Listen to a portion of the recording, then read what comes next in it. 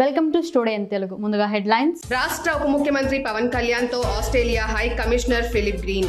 మంగళగిరిలోని ఉప ముఖ్యమంత్రి నివాసంలో మర్యాదపూర్వకంగా భేటీ. రాష్ట్రంలో ఎప్పుడు లేని విధంగా టీడీఆర్ బాండ్ల జారీలో పెద్ద స్కామ్. బాండ్లలో అక్రమాలు చూస్తే ఇలాంటి స్కామ్లు కూడా చేస్తారా? మంత్రి పొంగూరు నారాయణ వ్యాఖ్యలు. ప్రారంభమైన కూటమి కేబినెట్ సమావేశం. సచివాలయంలోని మొదటి బ్లాక్లో ముఖ్యమంత్రి చంద్రబాబు నాయుడు అధ్యక్షతన మొదలైన సమావేశం. ఇక డీటెయిల్స్ చూస్తే ఆంధ్రప్రదేశ్ రాజధాని అమరావతి అభివృద్ధికి కేంద్ర ప్రభుత్వం 15,000 కోట్ల రూపాయల బడ్జెట్ కేటాయించింది. ఈ సందర్భంగా గుంటూరు తూర్పు శాసనసభ్యులు మహమ్మద్ నజీర్ నేతృత్వంలో కూటమి సభ్యులతో కలిసి హిందూ కాలేజ్ వద్దనున్న స్టాల్ గర్ల్స్ హై స్కూల్ వరకు ఆనందోత్సవ ర్యాలీని నిర్వహించారు. అనంతరం హిందూ కాలేజ్ సర్కిల్ వద్ద గల అమరజీవి పొట్టి శ్రీరాములు విగ్రహానికి పూలమాలలు వేసి కూటమి ప్రభుత్వాన్ని కొనియాడారు. అంతేకాకుండా పోలవరం ప్రాజెక్టు నిర్మాణ పనులు పూర్తి చేసే బాధ్యత కేంద్రం ప్రభుత్వం తీసుకుందని ఈ సందర్భంగా వారు తెలియజేశారు. అందరికీ నమస్కారం. ఈరోజు ముఖ్యంగా ఈ కార్యక్రమం ఏర్పాటు చేయడానికి కారణం రాష్ట్రానికి భవిష్యత్తుకు ఉన్నటువంటి అమరావతికి కొత్తగా సూర్యోదయం కలిగినటువంటి విధంగా కనిపిస్తా ఉంది. ఎందుకంటే గత 5 సంవత్సరాల నుంచి ప్రభుత్వం పూర్తిగా నిర్వీర్యం చేసినటువంటి అమరావతి రాజధాని కలను ఈరోజు సాక్షాత్ నరేంద్ర మోడీ గారి ప్రభుత్వం 15,000 కోట్ల రూపాయల అభివృద్ధి కోసం కేటాయిస్తూ ఈరోజు రాష్ట్రానికి రాజధాని అమరావతి అనేది పిల్లలందరూ భవిష్యత్తు ఈ రాజధానితో ముడిపడి ఉండేదనే విషయాన్ని గమనిస్తూ ఆయన ఇచ్చినటువంటి 15,000 కోట్ల రూపాయల బడ్జెట్ చాలా ఉపయోగకరం అవుతుంది రాష్ట్రంలో. ముఖ్యంగా ఎందుకంటే అమరావతి అనేది కేవలం ఒక రాజధాని కాదు, ఉద్యోగ కల్పన కోసం అనేక రకాల రాష్ట్రానికి అవసరమైనటువంటి సదుపాయాలు కల్పించేటువంటి క్రమంలో ముఖ్యంగా సెక్రటరియట్ కానీ, అసెంబ్లీ కానీ, అలాగే ఎమ్మెల్యే క్వార్టర్స్తో పాటు హైకోర్టు కూడా అదే ప్రాంతంలో ఉండడం అనేక ఉద్యోగాల అవకాశాలు కల్పించేటువంటి ఒక మార్గంగా అమరావతిని ప్రతి ఒక్కరు కూడా చూస్తున్నటువంటి పరిస్థితులు ఉన్నాయి. అందుకని కేంద్ర ప్రభుత్వం నిన్న ప్రవేశపెట్టినటువంటి బడ్జెట్లో అమరావతి ప్రాంత అభివృద్ధి కోసం 15,000 కోట్ల రూపాయలు కేటాయించడం, అందులో అంతేకాకుండా ముఖ్యంగా 8 జిల్లాలు వెనుకబడినటువంటి ప్రాంతాల కోసం ప్రతి ఒక్క జిల్లాకు కూడా 50 కోట్ల రూపాయలు నిధులను అందించడానికి కార్యక్రమంతో పాటు ముఖ్యంగా ఆంధ్రుల కోసం, రైతు వారి కోసం జీవనాడిగా ఉన్నటువంటి పోలవరం ప్రాజెక్టు కోసం 12,000 కోట్ల రూపాయలు ఇచ్చేటువంటి కార్యక్రమంతో పాటు ఆంధ్ర రాష్ట్రంలో రైల్వే జోన్లను మరింత అభివృద్ధి చేసేటువంటి విధంగా ఈరోజు దాదాపు పెద్ద ఎత్తున బడ్జెట్ ని కేటాయించేటువంటి కార్యక్రమంతో పాటు ఇండస్ట్రియల్ కారిడార్ ఏదైతే చెన్నై నుంచి అలాగే హైదరాబాద్ వరకు ప్రయాణం చేసేటువంటి మార్గంలో ఓరోకల్లు దగ్గర పెద్ద ఎత్తున ఇండస్ట్రియల్ డెవలప్మెంట్ సంబంధించినటువంటి సెజ్ ని ఏర్పాటు చేసేటువంటి కార్యక్రమం కూడా తీసుకోవడం చాలా శుభ పరిణామం. రాబోయేటువంటి రోజుల్లో ఏదైతే మన నాయకుడు చంద్రబాబు నాయుడు గారి కలనటువంటి కళలు ఈ రోజు సాకారం అవుతున్నటువంటి పరిస్థితున్నాయి. ముఖ్యంగా ఎన్డీఏ కూటమిలో ఉన్నటువంటి 3 పార్టీలు కూడా ఈ రాష్ట్ర భవిష్యత్తు కోసం వారికి ఎటువంటి ఆశయాలు ఉన్నప్పుడు కూడా వాళ్ళందరూ కూడా కలిసికట్టుగా ఈ రాష్ట్ర అభివృద్ధి కోసం తీసుకున్నటువంటి అడుగులో ఇది ముందడుగుగా భావిస్తూ తప్పకుండా ఈ కూటమిని ప్రజలు ఆశీర్వదించారు కాబట్టి కూటమిలో ఉన్నటువంటి ప్రతి ఒక్క నాయకుడు కూడా ఆంధ్ర రాష్ట్ర అభివృద్ధి కోసం చేసేటువంటి ఆలోచనతోనే ఈ ముందడుగుగా మేము భావిస్తా ఉన్నాం. ఈ ప్రయత్నంలో ప్రతి ఒక్క విద్యార్థి, ప్రతి ఒక్క నాయకుడు, ప్రతి ఒక్క ఉద్యోగస్తుడు కూడా కలిసి రావాలని చెప్పి మనస్ఫూర్తిగా కోరుకుంటూ హృదయపూర్వకంగా కూటమి నాయకులందరికీ కూడా చేతులెత్తి హృదయపూర్వకంగా ధన్యవాదాలు తెలుపుతూ అలాగే ముఖ్యంగా చంద్రబాబు నాయుడు గారి దార్శనికత ఈ రోజు రాష్ట్ర ప్రజలకు తెలిసినటువంటి పరిస్థితులు ఉన్నాయని చెప్పి తెలియజేస్తా ఉన్నాం. అసెంబ్లీ మీడియా పాయింట్ లో ఎమ్మెల్సీ ఐ వెంకటేశ్వరరావు మాట్లాడారు. సుమారుగా 2 గంటల సేపు ప్రశ్నోత్తరాలు జరిగినాయి. ప్రధానంగా ఈ రాష్ట్రంలో ఖాళీగా ఉన్నటువంటి పోస్టులు ఎన్ని అనే దానికి 2,46,000 ఖాళీలు ఉన్నాయని చెప్పి మంత్రి సమాధానం చెప్పడం జరిగింది. అంటే మా పీడిఎఫ్ తరపున మా కోణం ఏమంటే రాను ఈ రాష్ట్రంలో రెగ్యులర్ ఉద్యోగుల సంఖ్యని ప్రతి ప్రభుత్వం కూడా తగ్గిస్తుంది. ఇలాంటి నేపథ్యంలో 2,46,000 ఖాళీ పోస్టుల్లో 2,40,000 మంది ఈ యొక్క కాంట్రాక్ట్ అవుట్సోర్సింగ్ ఉద్యోగులు పనిచేస్తూ ఉన్నారు. వాళ్ళకి మినిమం టైం స్కేల్ కూడా ఇవ్వనటువంటి పరిస్థితి ఉన్నది. ఈ వ్యవస్థను రద్దు చేసి రెగ్యులర్ నియామకాలు చేసే పద్ధతిలో ప్రభుత్వం చర్యలు తీసుకోవాలని చెప్పడం జరిగింది. అలాగే విద్యారంగానికి సంబంధించి గత ప్రభుత్వం పోస్టులన్నీ కూడా మాయ చేసి ఎన్నున్నాయో ఏదో రద్దు చేసినవి చెప్పకుండా కూడా వ్యవహారం చేసింది. ఆ రకంగా శాఖల వారీగా వివరమైనటువంటి ఖాళీలు కూడా ఉంటే ఇవ్వాలని చెప్పి కూడా మేము డిమాండ్ చేశాం. అది తర్వాత సబ్మిట్ చేస్తామని చెప్పడం జరిగింది. అట్లాగే ఉన్నత విద్యకు సంబంధించినటువంటి ఫీజు రియంబర్స్మెంట్ మీద కూడా, అంటే తల్లికి వందనం దాని మీద జరిగినటువంటి ఆ ప్రశ్నకి సంబంధించినటువంటి చర్చలో ఉన్నత విద్యకు సంబంధించి గత ప్రభుత్వం 77 మెమో ద్వారా ఆ యొక్క రాయితీని రద్దు చేసింది. ఒకవైపు నూతన విద్యా విధానం ఉన్నత విద్యని ప్రోత్సహించాలని చెప్పేటువంటి సందర్భంలో ఎస్సీ, ఎస్టీ, బీసీ మైనారిటీ సంబంధించినటువంటి వాళ్ళకి ఈ యొక్క ఫీజు రియంబర్స్మెంట్ రద్దు చేయడం అనేది వాళ్ళ చదువుకి ఆటంకం. దాన్ని పునరుద్ధరించాలని చెప్పాం. ఆ రకంగానే పునరుద్ధరిస్తామని చెప్పి మరి మంత్రి హామీ ఇచ్చారు. అలాగే అదే సందర్భంలో ఈ యొక్క తల్లికి వందనం కార్యక్రమం సంబంధించినటువంటి మా కాన్సెప్ట్ ఏమిటంటే, ఈ రోజున దాన్ని ప్రభుత్వ పాఠశాలలతో పాటు ప్రైవేటు పాఠశాలలు కూడా వర్తింప చేస్తూ ఉన్నారు. అలా చేసేటువంటి క్రమంలో ఈ పథకం ప్రభుత్వ పాఠశాలల్ని ముంచుతుందా అనేటువంటి ప్రశ్నలు కూడా వస్తున్నటువంటి పరిస్థితి ఉన్నది. అయితే మరి ఒకసారి ప్రైవేటు పాఠశాలలో విద్యార్థులు కూడా అనుమతించిన తర్వాత, అమలు చేసిన తర్వాత దీన్ని ఇమీడియట్గా రద్దు చేస్తే దాని రిఫ్లెక్షన్స్ ఎలా ఉంటాయి అనేటువంటిది కూడా ఆలోచించాల్సినటువంటి పరిస్థితి ఉంది. ఒక రాయితీ పొందినటువంటి వాళ్ళు అంత ఈజీగా దాన్ని వదులుకునే పరిస్థితి ఉండదు. ఏమైనా పీడిఎఫ్గా మా కోణం చెప్పదలిచింది ఏమంటే, ఈ సంక్షేమ పథకం ప్రభుత్వ పాఠశాలని ముంచేటట్లుగా ఉండకూడదు. ఇప్పటికే 6 లక్షల మంది విద్యార్థులు బయటికి వలసలు పోయారు. నువ్వు ఎన్ని కార్యక్రమాలు చేశావని చెప్పుకున్నప్పటికీ కూడా ఇదే పరిస్థితి కొనసాగితే ప్రభుత్వ రంగం ఖాళీ అవుతుంది. అందువల్ల మీరిచ్చే సంక్షేమ పథకం ద్వారా ప్రభుత్వ విద్యారంగాన్ని బలోపేతం చేసేటట్లుగా ఈ రాష్ట్ర ప్రభుత్వం డ్రైవ్ చేయాల్సిన అవసరం ఉంది. పథకం అమలు చేస్తున్నామని చెప్పి పాలకులు గొప్పలు చెప్తున్నారు తప్ప ప్రభుత్వ విద్యారంగాన్ని మీరు ఆదరించండి అనే మాట ఈ పాలకులు చెప్పట్లేదు. ఈ ప్రభుత్వమైనా ఆ పద్ధతిలో డ్రైవ్ చేయాలని చెప్పి మేము ఈ రాష్ట్ర ప్రభుత్వానికి సూచన చేయడం జరిగింది. అలాగే సాగునీటి ఆయకట్టకు సంబంధించినటువంటి లెక్కలు ఏమిటి అనేటువంటిది ఒక ప్రశ్నకి సమాధానం మంత్రి చెప్పారు. మా కోణం నుంచి నేను చెప్పదలిచింది ఏమంటే, ఇవాళ జిల్లాలలో కానీ స్టేట్లో కానీ ఇవాళ సాగునీటి గురించి చెప్పేటప్పుడు దశాబ్దాల వెనకటి కాటన్ కాలం నాటి లెక్కలు చెప్తా ఉన్నారు వీళ్ళు. ఇప్పుడు చెప్పాల్సింది ఏమంటే, ఈవేళ రియల్ ఎస్టేట్ కోసం, ఇళ్ల స్థలాల కోసం, పట్టణీకరణ కోసం, సజ్జల కోసం గోదావరి నది పరివాహక ప్రాంతంలో ఉన్నటువంటి పట్టణాల పక్కన సజ్జల రూపేణ వేల ఎకరాలు సాగునీరు నుంచి అది మళ్ళీ పరాయీకరణ కావడం అనేది జరిగింది. అలాంటి పద్ధతిలో పాతకాలపు లెక్కలు తీసి ఇంత భూమికి మేము సాగునీటి సౌకర్యం కల్పిస్తున్నామని చెప్పడం అనేది సరికాదు. ప్రస్తుతం మండలాల వారీగా రివ్యూ చేసి ఇప్పుడు సాగు వ్యవసాయం ఎంత ఉందో, ఎకరాలు ఎంత ఉందో, హెక్టార్లు ఎంత ఉందో లెక్కలు తేల్చి చెప్పాలని చెప్పి కూడా చెప్పడం జరిగింది. అలాగే పోలీస్ రిక్రూట్మెంట్ సంబంధించి కూడా చెప్పినప్పుడు, పోలీస్ రిక్రూట్మెంట్ సంబంధించి 6100 పోస్టులు కోర్టులో కేసుల్లో ఉన్నాయి. ఆ కేసులు ఇమీడియట్గా ఫైనల్ చేసి దానిని ఆ రిక్రూట్మెంట్ జరిగేటట్లుగా చూడాలి. కింది స్థాయి ఉద్యోగాలు ఏవైతే ఉన్నదో ఎస్సీ, ఎస్ఐ, పోలీస్ కానిస్టేబుల్ పోస్టులను కూడా భర్తీ చేయాలని చెప్పాం. ఇక్కడే మా కోణం ఏమిటంటే, సమాజం విద్యావంతం అయ్యేటువంటి పరిస్థితుల్లో హింస, హత్యలు, అత్యాచారాలు, ఘోరాలు, నేరాలు పెరిగిపోతున్నాయనంటే ఆ సమాజం రోగగ్రస్తంగా ఉందని అర్థం చేసుకోవాలి పాలకులు.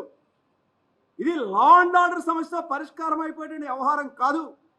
అందువల్ల ప్రజలు ఎడ్యుకేట్ చేయడం నైతికంగా ఎడ్యుకేట్ చేయడం ద్వారా ఇవేమైనా తగ్గించగలరేమో తప్ప లా అండ్ ఆర్డర్ ద్వారా తగ్గించలేరని చెప్పి కూడా చెప్పడం జరిగింది. ముఖ్యంగా ఉత్తరాంధ్రకు సంబంధించి ఎక్కువ మంది పోలీసు ఉద్యోగాలకు రాస్తున్నారని అంటే హోంశాఖ మంత్రి గారు ఏం చెప్పారంటే, వాళ్ళందరికీ కాకి డ్రెస్ వేసుకోవడం అనేది ఒక ఫ్యాషన్గా ఉందని చెప్పి ఆవిడ చెప్పారు. మేము చెప్పింది ఏమంటే, కాకి డ్రెస్ వేసుకోవడం ఫ్యాషన్ కాదు. అక్కడ ఉన్నటువంటి వాళ్ళ సామాజిక, ఆర్థిక, రాజకీయ పరిస్థితులకు అనుగుణంగా, వాళ్ళ సామాజిక నేపథ్యానికి అనుగుణంగా ఏ ఉద్యోగం లేదు, ఈ ఉద్యోగాల పాలంటే పద్ధతిలో అనివార్యంగా పోలీసు ఉద్యోగానికి కూడా టీచర్ చూస్తున్నారు తప్ప ఫ్యాషన్ కోసం ఆ ఉద్యోగం రావడం లేదు. దీన్ని సవరించుకోవాలని చెప్పి కూడా మంత్రికి చెప్పడం అనేటువంటిది జరిగింది మిత్రుల. అట్లాగే టోఫెల్ శిక్షణ సంబంధించి కూడా ఒక చర్చ నడిచింది. గత ప్రభుత్వం 3 నుంచి 10 తరగతి వరకు టోఫెల్ శిక్షణ పేరుతో అప్పు తీసుకుని వేల కోట్ల రూపాయలు దానికి ఖర్చు పెట్టినప్పుడు కూడా దాని ఫలితం ఏమి కనపడినటువంటి పరిస్థితిలో ఈ యొక్క టోఫెల్ దీన్ని రద్దు చేయాలని చెప్పాం. రాష్ట్ర ఉప ముఖ్యమంత్రి పవన్ కళ్యాణ్తో Australia high commissioner Philip Green బుధవారం సాయంత్రం మంగళగిరిలోని ఉప ముఖ్యమంత్రి నివాసంలో మర్యాదపూర్వకంగా భేటీ అయ్యారు.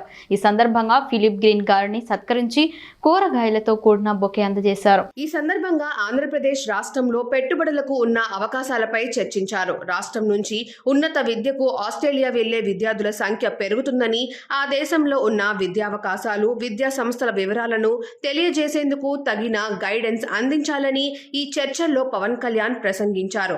అందుకు ఆస్ట్రేలియా హై కమిషన్ సానుకూలంగా స్పందించారు.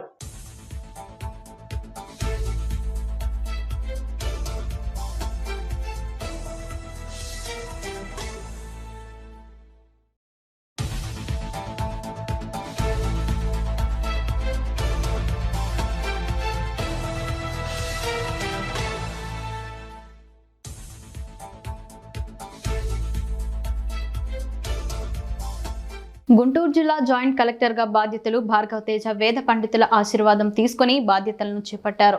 ఈ సందర్భంగా కలెక్టర్ మాట్లాడారు. గుంటూరు జిల్లా జాయింట్ కలెక్టర్గా బాధ్యతలు స్వీకరించడం జరిగింది.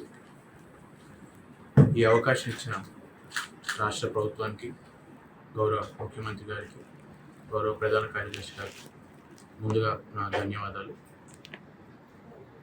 ఇంతకుముందు ఇక్కడికి వచ్చే ముందు నేను గత 2 సంవత్సరాలు కర్నూలులో మున్సిపల్ కార్పొరేషన్ కమిషనర్గా పనిచేయడం జరిగింది. అంతకుముందు కందుకూరులో సబ్ కలెక్టర్గా, ఈస్ట్ గోదావరిలో హౌసింగ్ జాయింట్ కలెక్టర్గా పనిచేయడం జరిగింది. మా స్వగ్రామము ప్రస్తుత సత్యసాయి జిల్లా కనగానపల్లి మండలం. మా తండ్రి గారు ప్రభుత్వ ఉద్యోగిగా రిటైర్డ్ అయ్యారు. ఈ అవకాశాన్ని సద్వినియోగం చేసుకుంటూ ప్రజాప్రతినిధులు, గౌరవ మంత్రివర్యులు, గౌరవ శాసనసభ్యులు, ఇతర ప్రజాప్రతినిధులు, అలాగే అధికారులు, సిబ్బంది, అలాగే మీడియా మిత్రులు, అధికారులు, అనధికారులు అందరి యొక్క సహకారంతో రాష్ట్ర ప్రభుత్వ ప్రయారిటీస్ ఏవైతే ఉన్నాయో వాటన్నిటిని కూడా ప్రజల వద్దకు ఎటువంటి డిలే లేకుండా టైంకి ఎఫిషియెంట్గా సర్వీసెస్ అందించడానికి అందరి సహకారంతో కష్టపడడానికి చర్యలు తీసుకుంటాం. Thank you. రాష్ట్రంలో ఎప్పుడు లేని విధంగా టీడీఆర్ బాండ్ల జారీలో పెద్ద స్కామ్ జరిగిందన్న పురపాలక పట్టణాభివృద్ధి శాఖ మంత్రి పొంగూరు నారాయణ. బాండ్ల అక్రమాలలో చూస్తే ఇలాంటి స్కామ్లు కూడా చేస్తారా అనిపించిందన్నారు. రాజకీయ ఒత్తిళ్లకు తలొగ్గకుండా అధికారులు నిబంధనల ప్రకారం పనిచేయాలని అన్నారు. అమరావతి సచివాలయంలో పట్టణ ప్రణాళిక విభాగంలోని అధికారులతో మంత్రి సమీక్ష చేశారు. ఈ సమీక్షకు పట్టణ ప్రణాళిక విభాగం డైరెక్టర్ విద్యులతో పాటు ఇతర అధికారులు హాజరయ్యారు. టౌన్ ప్లానింగ్ లో రాష్ట్ర స్థాయి నుంచి కింది స్థాయి వరకు ఉన్న అధికారులు, ఉద్యోగులు గురించి పూర్తి సమాచారం అడిగి తెలుసుకున్నారు. భవన నిర్మాణాలకు అనుమతులను పూర్తిగా ఆన్లైన్లోనే ఇవ్వాలని మంత్రి ఆదేశించారు. ఎన్ని అంతస్తుల భవనమైనా ఆన్లైన్లోనే అనుమతి తప్పనిసరి అని స్పష్టం చేశారు మంత్రి. ఏంటంటే ఎవరైతే నాయకుడు ఉంటారో ఆ నాయకుడు ప్రజల మధ్య ఉండి ప్రజలతో మాట్లాడతా, అధికారులతో మాట్లాడతా, ప్రజలతో ఇంటరాక్షన్ అవుతుంటే ఉండవు. ఆయన కేవలం రూమ్లో కూర్చున్నాడు, కదల్లా, బయటికి రాకపోయేళ్ళకే ఎవరి పార్టీకి వాళ్ళు ప్రజాప్రతినిధులు వాళ్ళ పార్టీకి వాళ్ళు ఇన్స్ట్రక్షన్ ఇచ్చారు, దానికి అధికారులు చేశారు. అధికారులకు భయం. అధికారులు ఏం చేస్తారు, ఎక్కడ ట్రాన్స్ఫర్ చేస్తారు, ఎక్కడ తీసుకుపోయి ఎక్కడ పడేస్తారనే భయంతో వాళ్ళు చేస్తారు. అల్టిమేట్గా మీరు చెప్పినట్టే, మీరు అడిగినట్టు ఏంటంటే ప్రజల చేత ఎన్నుకోబడిన నాయకులు చేసిన మొదటి తప్పిది. అయితే మామూలుగా గిఫ్ట్ డీడ్ రిజిస్టర్ చేయాలా, రిజిస్టర్ చేయకుండా నోటరైజ్డ్ అఫిడవిట్ ఇస్తే ఇచ్చేశారు. ఈ విధంగా ఈరోజు ఈ రాష్ట్రంలో గత 5 సంవత్సరాల్లో ఎప్పుడు లేని విధంగా ఈ టీడీఆర్ బాండ్స్ మీద అనేక అవకతవకలు జరిగినాయి. ఇది సుమారుగా ఒక ఎంత ఉంటుంది, 1 కోటి రూపాయల వరకు దీంట్లో స్కామ్ ఉంటుందని ఈ 4 ఏరియాల్లో ఇంకా మిగతావి కూడా యాక్చువల్గా స్టడీ చేయాలా. దీని మీద సీఎం గారితో డిస్కస్ చేయాలి, ఎందుకంటే ఇంత పెద్ద ఇష్యూ కాబట్టి. దీన్ని అంటే ఇక్కడ వచ్చిన ఇబ్బంది ఏంటంటే ఎవరైతే టీడీఆర్ బాండ్స్ తీసుకున్నారో వాళ్ళ కింద వాళ్ళకి ఇచ్చేశారు. కొంతమంది దాన్ని ఇట్లే చేసుకున్నారు, కొంతమంది మార్చుకున్నారు. వాళ్ళు కోర్టు కూడా పోయారు, మేమేం చేస్తాం, వాళ్ళు అమ్మారు, మేము కొనుక్కున్నామని. అందువల్ల దీని మీద కూలంకషంగా తొందరపాటుతో కాకుండా డీటెయిల్గా డిస్కస్ చేసి అవసరమైతే ఇంకా డిఫరెంట్ కమిటీ సీఎం గారితో చెప్పి కమిటీ వేసి దీనికి ఒక సొల్యూషన్ తీసుకురావడం జరుగుతుంది. విషయంలోనే వేరియేషన్ అంటే 9,000 స్క్వేర్ యార్డ్ ఉంటే దాన్ని 20,000 కింద చూపించారు, 9,000ని 20,000 కింద చూపించారు. దాంట్లో ఒక 4 ఇన్వాల్వ్ అయ్యారు, సత్యనారాయణ, సత్య శాస్త్రి, అశోక్, శ్రవంతి. ఈ విధంగా యాక్చువల్గా ఈ రిపోర్ట్స్ యాక్చువల్గా ప్రిలిమినరీ రిపోర్ట్స్ ఇవన్నీ. అదేవిధంగా ప్రాథమికంగా మాకు వచ్చిన దాంట్లో సుమారుగా ఒక 700 crores అని వచ్చింది. రాష్ట్రంలో ఉన్న 123 మున్సిపాలిటీస్లో ఎక్కడెక్కడ ఏం జరిగిందో మొత్తం 123 మున్సిపాలిటీస్లో ఎలా జరిగిందో దీని మీద ఎంక్వైరీ చేయడం జరుగుతుంది. అంటే వాళ్ళని యాక్చువల్గా సస్పెండ్ చేశారు. యాక్చువల్గా మిగతా రిపోర్ట్లు ఇప్పుడే వచ్చిండే, వాటి మీద డెసిషన్స్ తీసుకొని ముందుకు పోవడం జరుగుతుంది. మనకు గుంటూరు మున్సిపాలిటీలో కూడా పందుల కాలనీ 10/12/2023 అక్కడ కూడా ఇదే విధంగా చేయటం జరిగింది. టీడీఎస్ ఈ విధంగా చేశారు. ఇదే విధంగా అక్కడ రేటు ఫిక్స్ అయ్యేలో కూడా అబ్నార్మల్గా 40,000 స్క్వేర్ యార్డ్ కింద ఫిక్స్ చేసి అక్కడ మిస్యూజ్ చేశారని యాక్చువల్గా రిపోర్ట్ ఇవ్వడం జరిగింది. కాకినాడ డిఎం అండ్ హెచ్ఓ కార్యాలయం వైద్య ఆరోగ్య శాఖ ఫైలేరియా విభాగంలో సీనియర్ అసిస్టెంట్ గా పనిచేస్తున్న కాంట్రేగుల రాధాకృష్ణకి 54 సంవత్సరాలు. యానం ఎదురులంక బాలయోగి వారధిపై నుండి గోదావరిలోకి దూకి గల్లంతయ్యారు. యానాం బ్రిడ్జ్ పై రాధాకృష్ణకు చెందిన చెప్పులు, సెల్ ఫోన్, దుస్తులు గమనించిన మార్నింగ్ వాకర్స్ పోలీసులకు సమాచారం అందించారు. రాధాకృష్ణ గల్లంతుపై కాకినాడ ఇంద్రపాలెం పోలీస్ స్టేషన్ లో కేసు నమోదు చేశారు. అతని సహోద్యోగిని తనతో అసభ్యంగా ప్రవర్తిస్తున్నట్లుగా కేసు నమోదు చేశారు. పోలీసులు రంగ ప్రవేశం చేసి రాధాకృష్ణ మృతిపై విచారణ చేపడుతున్నారు. కాకినాడ జిల్లా ఇంద్రపాలెం నివాసి అయిన రాధాకృష్ణ నిన్న ఇంటి నుండి ఎవరికీ చెప్పకుండా వెళ్లిపోయారు. పిఠాపురం ఎమ్మెల్యే ఏపీ ఉప ముఖ్యమంత్రి పవన్ కళ్యాణ్ తన నియోజకవర్గ పరిధిలోని పిఠాపురం నుంచి కాకినాడ రూరల్ వాకలపూడి వరకు సముద్రపు కోతకు గురవుతున్న ప్రాంతాన్ని పరిరక్షించేందుకు హామీ ఇచ్చారు. పవన్ హామీ ఇస్తే నెరవేరినట్లుందని అక్కడి జనం అంటున్నారు. ఇందులో భాగంగా గురువారం కేంద్ర ప్రభుత్వానికి చెందిన మినిస్ట్రీ ఆఫ్ ఎర్త్ సైన్సెస్ విభాగంలోని national centre for coastal research సైంటిస్టులు సత్యకిరణ్ రాజు, సుధీర్, ప్రీతి శేఖర్ ఉప్పాడ చేరుకున్నారు. అక్కడి ప్రాంతాన్ని సందర్శించారు. గ్రామస్తులతో సమావేశమయ్యారు. ఈ ప్రాంతాన్ని కోత నుంచి రక్షించేందుకు చర్యలు తీసుకుంటామని హామీ ఇచ్చారు. దీంతో ప్రజలు హర్షం వ్యక్తం చేస్తున్నారు. పవన్ కళ్యాణ్ పై వారు పెట్టుకున్న ఆశలు నెరవేరుతున్నాయి అన్న భావన వారిలో కలిగింది.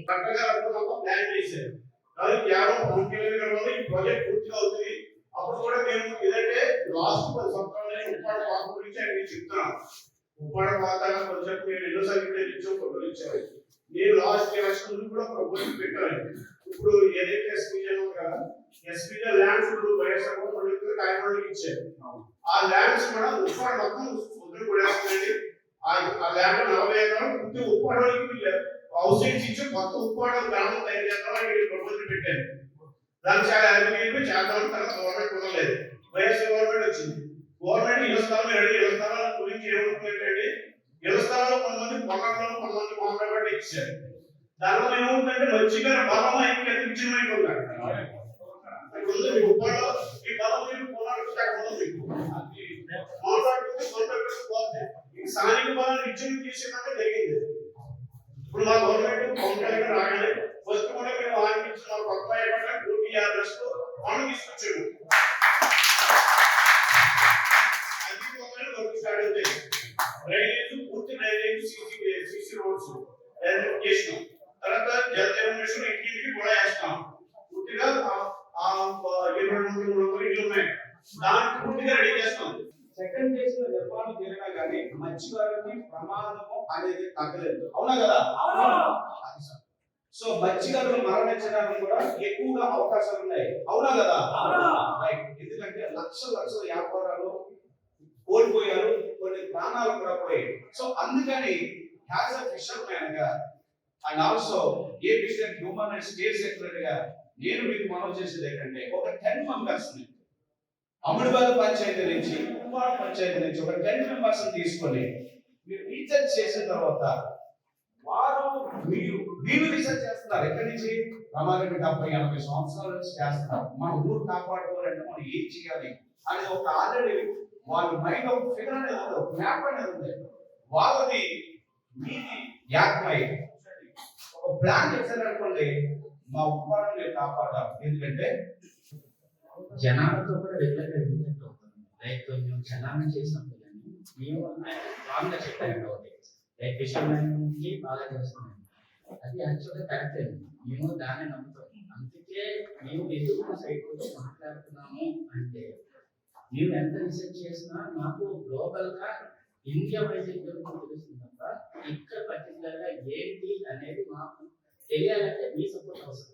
దానికోసం ఇప్పుడు వచ్చాము. మీరు ఏదైతే చెప్తున్నారో మాక్సిమం అన్ని కూడా మేము ఆల్రెడీ చేసిన స్టడీలో ఉన్నాయండి. నేను ఆయన చెప్పారు కదా, మనకు కొంతమంది కూర్చొని మాట్లాడదాము.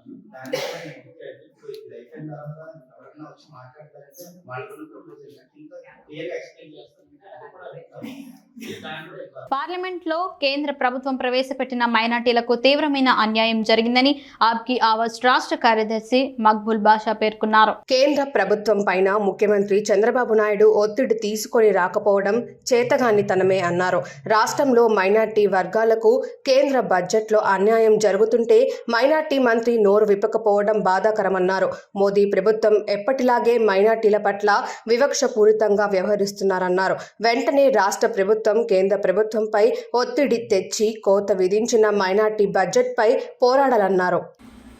నిన్న మంగళవారం కేంద్ర ప్రభుత్వం నూతన బడ్జెట్ను కేటాయించడం జరిగింది.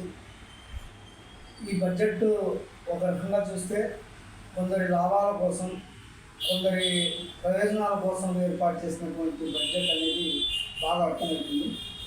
ఆంధ్రప్రదేశ్ విషయం వస్తే మన ఆంధ్రప్రదేశ్ ముఖ్యమంత్రి అందులో ఉన్నటువంటి టీడీపీ నాయకులందరూ సంకల్పం గుర్తుకుంటున్నారు. ఆంధ్రప్రదేశ్ అభివృద్ధి కోసం, ఆంధ్రప్రదేశ్లో ఉన్నటువంటి ప్రజల అభివృద్ధి కోసం ఏమన్నా బడ్జెట్ వచ్చిందంటే ఏం లేదు. కేవలం రాజధాని నిర్మాణం కోసం నిధులు వచ్చినందుకే వీళ్ళు నిధులుగా తెలుసుకుంటారు. కేంద్ర ప్రభుత్వం మైనార్టీలకు సంబంధించినటువంటి వాటిలో మొత్తం కోతలే విధించారు. ఆ గతంలో ఉన్నటువంటి మైనార్టీల ఉన్నటువంటి పథకాలలో విద్యా అభివృద్ధి కోసం పెట్టినటువంటి 10% ఉన్నటువంటి బడ్జెట్ ఈవేళ 2% తగ్గించేది. అంటే 8% కోట్ల రూపాయలు దిగుమేశారనేది బాగా అర్థమవుతుంది. అదేవిధంగా మైనార్టీ వ్యవహారాల శాఖ కేంద్ర మంత్రి బడ్జెట్లో మాత్రం 2.7% బడ్జెట్ ఉంది. బాగా పెరిగిందని చెప్పుకుంటున్నారు. బాగా పెరిగింది ఆయన కోసం. కొన్ని సంస్థలు అభివృద్ధి జరిగాయి.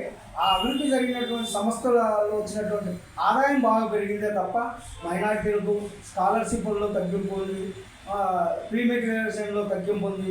అదేవిధంగా విదేశీ విద్యలో విదేశీ విద్య గతంలో వడ్డీ లేకుండా ఉండేది. ఈరోజు బ్యాంకు రుణం తీసుకోవాలంటే వడ్డీ కట్టాల్సిన పరిస్థితి ఈరోజు విదేశీ విద్యకు వస్తున్నది. అందుకని రాష్ట్ర ప్రభుత్వానికి మేము ఆప్కి ఆవాజ్ ఒకటే డిమాండ్ చేస్తున్నాం. మీరు ఈ రాష్ట్ర ప్రభుత్వంలో ఉన్నారు, మైనార్టీ ఓట్లతో అధికారంలో వచ్చారు కాబట్టి మీకు ఒకటే విన్నవించుకుంటున్నాం. కేంద్ర బడ్జెట్ పైన, మైనార్టీలకు ఇచ్చినటువంటి బడ్జెట్ పైన నోరు ఇప్పండి. మీ పార్లమెంట్లో ఉన్నటువంటి మీ నాయకులు మైనార్టీల బడ్జెట్ పైన మాట్లాడాల్సిన అవసరం ఉంది. ముఖ్యంగా మంగళవారమే వీటిపై రివ్యూ అవుతుంది. అదేవిధంగా మౌలానా అబుల్ కలాం ఆజాద్ ఆ సంస్థ నుంచి కొన్ని నిధులు పేద విద్యార్థులు మదరసాలకు డబ్బులు వచ్చింది. ఆ డబ్బులన్నీ కోత ఇచ్చేశారు. ఆ డబ్బులు రాకుండా జరిగింది. అంటే మైనార్టీలు పైన అభివృద్ధి చేస్తున్నామని గతంలో ఎన్నికలు జరిగిన ఒక 40 రోజుల లోపలనే మోడీ అసలు రహస్యం బయటపడిందని బాగా అర్థమవుతుంది. ఈ బడ్జెట్లోనే మొదటి బడ్జెట్లోనే 2024-25 బడ్జెట్లోనే మీ రహస్యాలని బయటపడాయని, మీ కథలు ఇంకా చాలా రోజులు ఉండవని ఆప్యావాద రాష్ట్ర వ్యాప్తంగా దేశవ్యాప్తంగా ఉన్నటువంటి అనేక ప్రజా సంఘాలతో మైనార్టీ ప్రజా సంఘాలతో ఆందోళన చేస్తామని ఆప్యావాద డిమాండ్ చేస్తుంది. సచివాలయంలోని మొదటి బ్లాక్ లో ముఖ్యమంత్రి చంద్రబాబు నాయుడు అధ్యక్షతన కేబినెట్ సమావేశం నిర్వహించారు.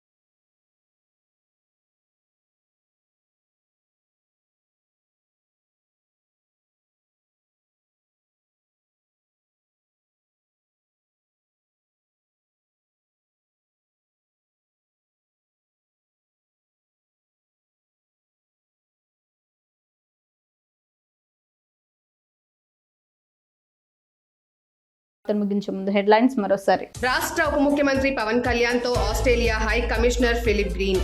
మంగళగిరిలోని ఉప ముఖ్యమంత్రి నివాసంలో మర్యాదపూర్వకంగా భేటీ.